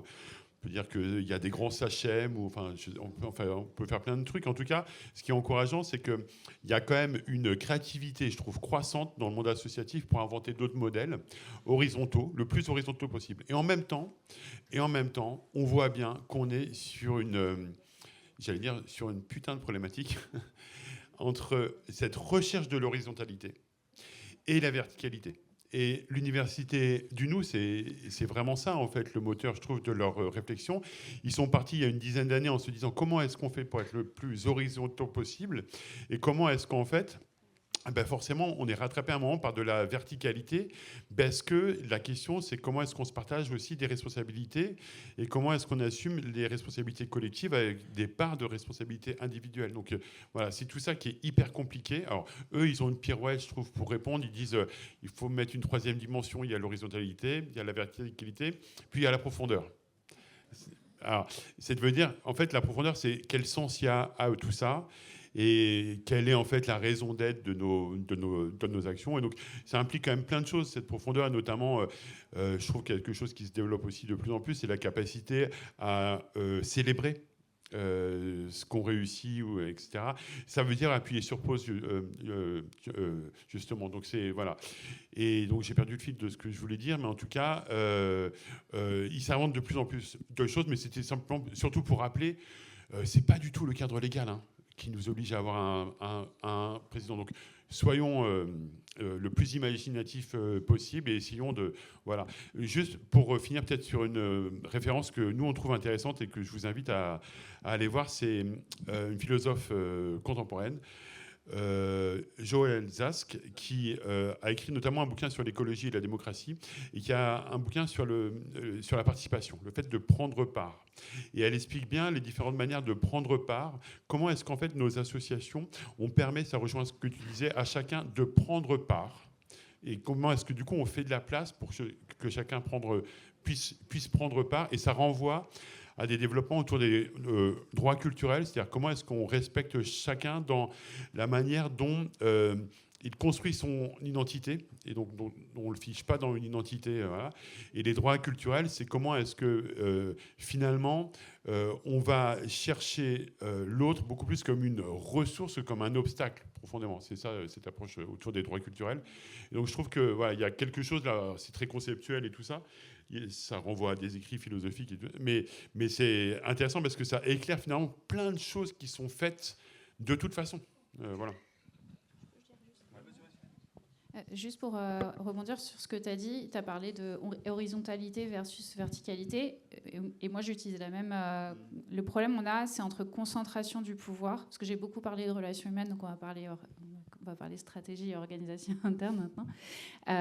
Parce que les deux vont ensemble, je pense. Tu ne peux pas repenser des organisations internes et des structures et des remises en cause de systèmes de pouvoir s'il n'y a pas une question de réflexion sur les relations interpersonnelles. Je pense que c'est important. Mais donc, en gros, on a la critique de la concentration du pouvoir, qui est, en gros, dans l'histoire des mouvements sociaux et dans l'histoire de la gauche en général. Et ça a souvent tendu vers une espèce de tyrannie de l'horizontalité, comme le dit une militante féministe qui s'appelle Jo Freeman, où, en fait, quand il n'y a pas de chef, si, il y a des chefs, sauf que c'est informel. Et que du coup, ça reproduit des logiques de violence, de domination et de mise à l'écart des personnes qui ont le moins de capital culturel, économique, sans compter les dynamiques de genre, les dynamiques raciales, etc. Donc il faut qu'on arrive à trouver des modèles qui sortent de la hiérarchie, mais qui ont quand même de la structure. Parce qu'en fait, sans structure, on se retrouve à avoir des modèles qui vont devenir de toute façon tyranniques. Si on reprend l'exemple des partis politiques, c'est intéressant de voir des mouvements gazeux où en fait il n'y a rien de gazeux, c'est juste de la hiérarchie qui n'est pas dite. Donc avoir cette réflexion-là, ça permet de réfléchir à des nouveaux modèles, et je renvoie au manifeste des Riot Girls, qui sont des punks féministes des années 70 aux États-Unis, qui ont conceptualisé des modèles d'organisation qu'aujourd'hui on appelle sociocratie, etc., qui sont des modèles d'organisation collectif, où il y a des cercles de décision et de responsabilité, qui n'est pas hiérarchique, mais où il y a un travail d'interdépendance entre les différents cercles de décision. Et donc, bon, je ne vais pas aller dans le détail pour raconter ça, mais juste pour dire que je pense que c'est vraiment important que vouloir couper des têtes, c'est bien, mais en fait, il y en aura toujours qui repoussent. Donc, si on n'a pas de structure en place, c'est hyper important de comprendre que ces modèles, c'est les rapports sociaux classiques qui vont se reproduire aussi dans nos organisations. Une autre question ?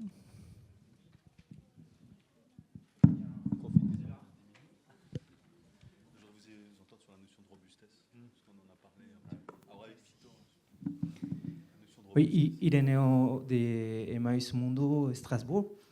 Je voudrais juste réagir par rapport à ce qu'on est en train de dire là. Je pense qu'il y a une tendance de vouloir toujours étiqueter un processus. Parce que toi, Roxane, tu as parlé des processus tout à l'heure que j'ai bien retenu. Mais on a toujours tendance à vouloir étiqueter ces processus avec la tête d'une personne, avec une personnalité. Et ça, c'est une tendance qu'on a partout dans les milieux associatifs et ailleurs aussi. Et je pense que Emmaüs a bien appris que c'est une erreur. Et on a tous vu. Et donc, je pense que... je voudrais juste témoigner par rapport à mon expérience. J'ai travaillé en Amérique du Sud avec des populations autochtones qui sont des processus collectifs. Et quand on avait des partenaires qui nous soutenaient des France, il y avait des partenaires qui soutenaient notre travail là-bas, ils voulaient toujours, ils me demandaient toujours, parce que ce sont des processus collectifs, mais ils voulaient toujours, est-ce que vous pouvez me parler d'une personne? Est-ce que vous pouvez parler d'une femme, d'un homme, d'un enfant? Raconter son histoire. Mais je disais, mais c'est un processus collectif. En fait, quand on commence à étiqueter un processus collectif, on casse aussi ces dynamiques collectives.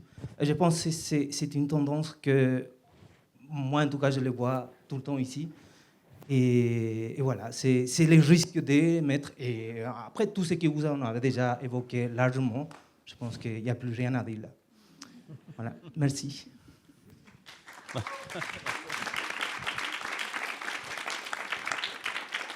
personnification est plus dangereuse que la verticalité. La personnification est plus dangereuse. Alors, il nous reste une dizaine de minutes.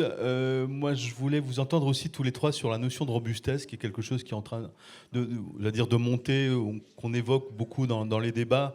Voilà, donc c'est un concept développé par un biologiste qui s'appelle Olivier Hamon. Vous avez eu un point de vue là-dessus, puisque ça pourrait être une alternative parmi d'autres?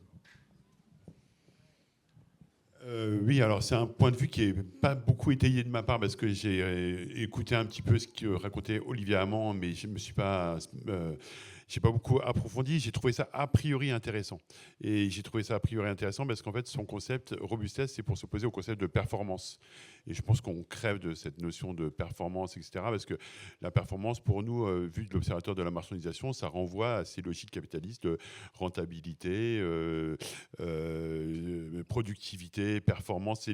Voilà, c'est cette même logique. Donc je trouvais ça a priori intéressant d'essayer d'opposer ça avec ce concept de robustesse. Et en plus, alors, comme c'est documenté à partir de plein d'exemples du vivant, etc., il y a sûrement plein de trucs mais je ne vais pas pouvoir en dire beaucoup plus qu'a priori extrêmement intéressant. Mais en même temps, à chaque fois qu'on dit ça, la question suivante, c'est quelles sont les limites de ce concept et jusqu'où on peut l'utiliser sans se dire qu'il est limité, quoi.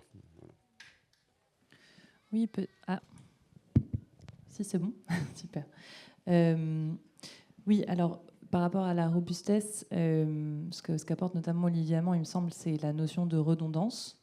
L'idée qu'en fait, dans le vivant, il y a plein de manières de répondre ou de occuper le même espace ou la même fonction.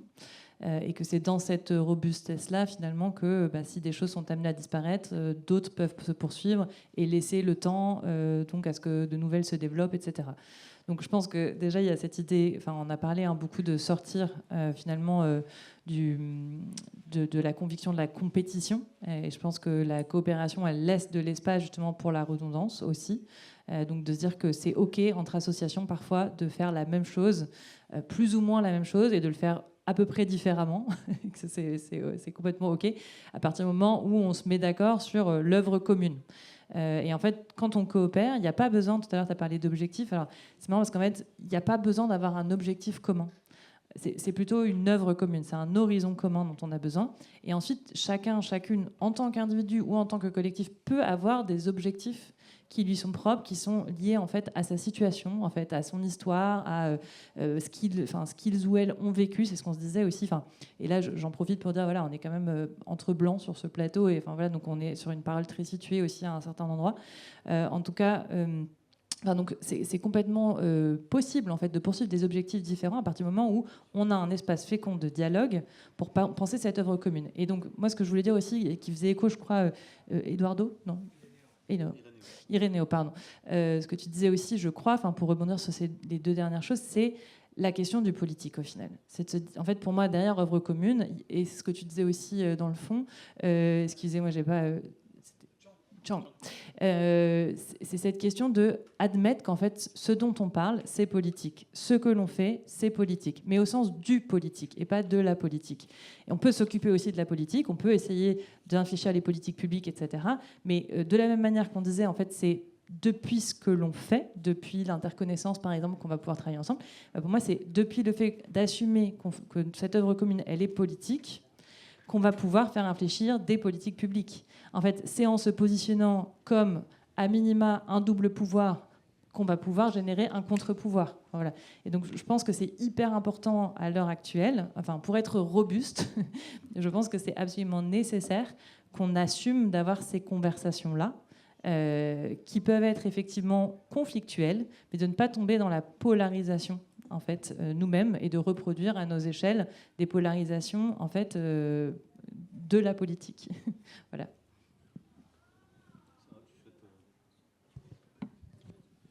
Alors, il ne nous reste que quelques minutes. On l'a évoqué rapidement tout à l'heure, le contrat d'engagement républicain qui nous concerne tous et toutes. Est-ce que c'est un instrument de coercition, un instrument de contrôle avec la montée des extrêmes droites? Oui, des extrêmes droites et des droites extrêmes.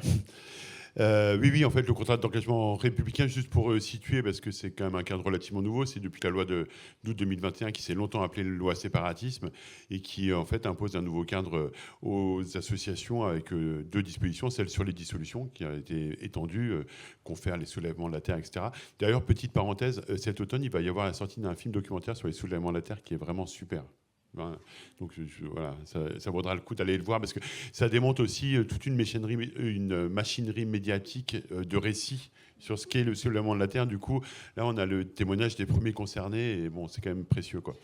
Et donc, oui, le contrat d'engagement républicain, c'est justement un cadre qui dit finalement, est-ce que vous êtes bien républicain, vous, association? Et donc, en fait, c'est finalement un peu l'inverse de la loi de 1901. Pour tout soutien public, pas simplement financier, hein. Il faut signer un contrat d'engagement républicain parce qu'on n'est pas sûr qu'en fait les associations soient si républicaines que ça. Et le problème, c'est pas tant ça, cet instrument de défiance et de contrôle, que ce qu'il y a entre les lignes en fait du contrat d'engagement républicain, parce que quand on le lit, ça enfonce que des portes ouvertes. C'est surtout en fait qu'on bascule dans un autre régime juridique puisque c'est basé sur deux notions qui ont la particularité d'être mal définies, donc d'être sujettes à une interprétation très très large, y compris des préfets les plus zélés, la notion d'ordre public et la notion d'incitation. C'est-à-dire que c'est pas simplement quand on a fait quelque chose, c'est quand on considère qu'on a incité à faire quelque chose. Donc là, on bascule vraiment dans un ordre juridique beaucoup plus arbitraire. Et tout ça pour dire que le problème fondamental du contrat d'engagement républicain, on l'a vu avec l'Observatoire des libertés associatives, il n'y en a pas tant que ça où ça va jusqu'au tribunal. C'est surtout que ce système de défiance conduit à une autocensure. Et c'est ça, en fait, le vrai problème, c'est-à-dire que ça participe à nourrir une espèce de résignation qui est notre vrai ennemi politique. Hein. Notre vrai ennemi politique, en dehors du fait que c'est la finance, comme disait l'autre. Notre ennemi, c'est pas que la finance, c'est la résignation, en fait. Et voilà. Et le problème du contrat d'engagement républicain, c'est pas tant le contrat en tant que tel, c'est l'espèce de chape de plomb que ça met sur le monde associatif et le fait qu'on se demande est-ce que ça vaut le coup d'y aller dans ce contexte-là, quoi. Je voulais peut-être donner une dimension internationale aussi, parce qu'on n'a pas parlé des manières de résister. C'est aussi de ne pas rester enfermé dans notre petit cocon de franco-français. Et je pense qu'aujourd'hui, il y a plein de manières et plein d'exemples de collaborations qui sont aussi transfrontalières, même à nos propres frontières, mais plus largement. Et pour dire que finalement, le contrat d'engagement républicain, il est dans la directe lignée des modèles répressifs qu'on a vus en fait en Russie et dans tous les pays qui sont en train de voir des Orban, des Janša en Slovénie, en Géorgie, etc. Donc dans tous ces pays où finalement c'est un outil qui est utilisé pour réprimer l'action collective jusqu'à des extrêmes qu'on a vus très récemment. Et je voulais juste expliquer que en fait c'est la même méthodologie qui est utilisée partout dans le monde. C'est-à-dire qu'on peut déjà savoir, et je pense que c'est important de le savoir, en regardant ce qui s'est passé, ce qui se passe alors en Pologne, on ne sait pas si ça va continuer sur la même ligne, mais on va dire en Hongrie, ou ce qui se passe en Géorgie, qu'on voit exactement la manière dont ça s'est passé. Donc il y a l'autocensure, mais à un moment donné aussi, il y a la question des fonds qui arrivent aux associations, parce que dans ces pays dans lesquels la démocratie régresse, souvent, ce sont des associations qui vont recevoir des fonds de l'étranger, ce qui leur permet de continuer à résister. Et aujourd'hui, en France, on a aussi des organisations, des fondations, des fonds privés qui arrivent d'autres pays, souvent pour des raisons honnêtement de soft power et de contrôle géopolitique, mais quand même qui arrivent pour alimenter des mouvements citoyens ou des mouvements de contestation. Et donc quand on coupe ce robinet-là, c'est aussi compliqué de continuer à se mobiliser. Donc en Hongrie par exemple, ou en Géorgie, très très récemment, il y a une loi qui est passée où quand on reçoit des fonds étrangers, on est considéré comme, j'ai oublié le nom exact, mais en gros, un danger pour l'unité nationale. Donc ça fait des organisations militantes qui vont être obligées de déplacer, en fait, d'enregistrer leurs organisations dans d'autres pays, sauf que le pays en question, lui aussi, met en place la même répression. Donc c'est important de comprendre que le contrat d'engagement républicain, c'est pas juste... Enfin, je pense que c'est pas du tout pour créer de la gravitas encore plus qu'il y a, mais que c'est vraiment dans la même lignée. Donc c'est important et intéressant. Et je pense qu'on peut trouver pas mal de ressources. Je pourrais partager avec Emmaüs, si vous voulez partager au groupe, sur comprendre comment ça s'est passé dans les autres pays pour prévenir ça. Et pour finir, je voulais juste dire que aussi l'autocensure, c'est une fausse solution. Parce que si on regarde de l'autre côté du globe aux États-Unis, en fait, il y a beaucoup d'associations et d'organisations d'ONG qui n'ont pas voulu faire campagne contre Trump en disant, en fait, si on fait campagne contre Trump, on va nous couper nos financements. Bon, en fait, on leur a quand même coupé leur financement. Donc, il y a un moment donné où je crois que c'est important que, pas uniquement le mouvement social, mais que les ONG, les associations prennent quand même leur part de responsabilité dans la lutte contre ces nouvelles formes d'autoritarisme, de fascisme, qui peuvent arriver dans notre pays aussi, parce qu'après, il est trop tard. Et je sais que pour beaucoup d'assos, c'est dangereux parce qu'on veut rester apolitique, et on peut rester, je pense, non partisan, mais on ne peut plus être apolitique, en fait. On a vraiment besoin de s'engager dans ce qui se passe. Aujourd'hui, ces autoritarismes, ils arrivent par les urnes, ils arrivent par l'élection. Alors, bien sûr... manipulé de plein de manières qui soient, mais je crois que c'est vraiment important de le dire, et moi j'espère que des mouvements associatifs vont aussi prendre leur part de manière officielle ou officieuse dans la lutte pour la démocratie.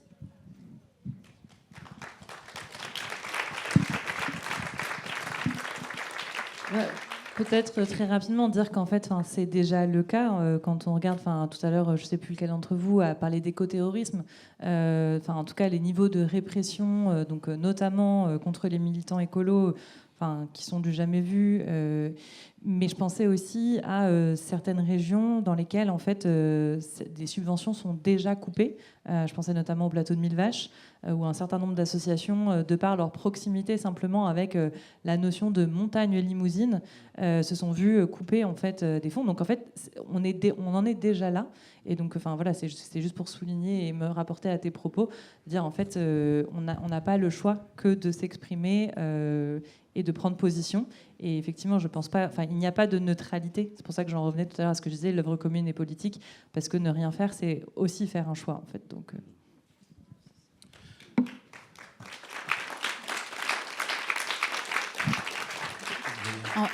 D'où l'importance de s'autofinancer, parce qu'on aura bientôt plus de subventions publiques et on ne peut pas dire que les fondations philanthropiques soient les plus politisées qu'on connaisse. Jean-Baptiste a une question à vous poser, en fait. Oui, on disait en aparté, non. En fait, non, mais d'abord, merci pour l'invitation, etc. Et puis moi, je retombais là dans le petit bouquin sur une phrase de Victor Hugo. Et je me disais, où est-ce que vous en êtes par rapport à cette phrase de Victor Hugo? Donc, je vous la cite. Mais en fait, c'est un discours hyper connu qu'il a prononcé quand il était député à l'Assemblée nationale en 1849. Et il disait... Je ne suis pas messieurs de ceux qui croient qu'on peut supprimer la souffrance en ce monde. Mais je pense et j'affirme qu'on peut détruire la misère. Remarquez-le bien, messieurs, je ne dis pas diminuer, amoindrir, limiter, circonscrire, je dis détruire. Et donc, du coup, c'était, voilà, je me disais, j'avais envie de vous poser une question miroir, vous renvoyer, où est-ce que vous en êtes sur ce projet politique? Est-ce qu'on limite la misère ou est-ce qu'on la détruit? Et du coup, qu'est-ce que ça implique derrière? Voilà. Juste, je pense qu'il faudra poursuivre le débat. On vient de me dire qu'il faut conclure, donc je pense que vous allez pouvoir discuter avec moi. En tout cas, merci déjà à vous trois pour vos interventions, pour votre présence ici. Je voulais juste rappeler en termes d'agenda, le festival Les Résistantes, donc c'est du 7 au 10 août dans l'Orne. Et puis il y a aussi Emmaüs en lutte, puisqu'il y a Terre de lutte, mais il y a aussi Emmaüs en lutte qui a démarré il y a quelques semaines et qui redémarre, il y a une petite pause estivale et ça redémarre à partir de septembre, il me semble que c'est en Bourgogne-Franche-Comté. Il va y avoir plusieurs dates de journées régionales jusqu'à la fin de l'année, suivi de webinaires et suivi de 2 temps plutôt à Paris. En tout cas, surveillez votre agenda dans vos régions, puisqu'il y aura effectivement, ce sera une journée complète pour pouvoir échanger, lieu de débat alors, entre nous. Mais voilà, c'est important aussi qu'on prenne ce temps-là. Puis en vous écoutant, il est nécessaire qu'on prenne soin de nous aussi. Voilà, en tout cas, merci à vous trois.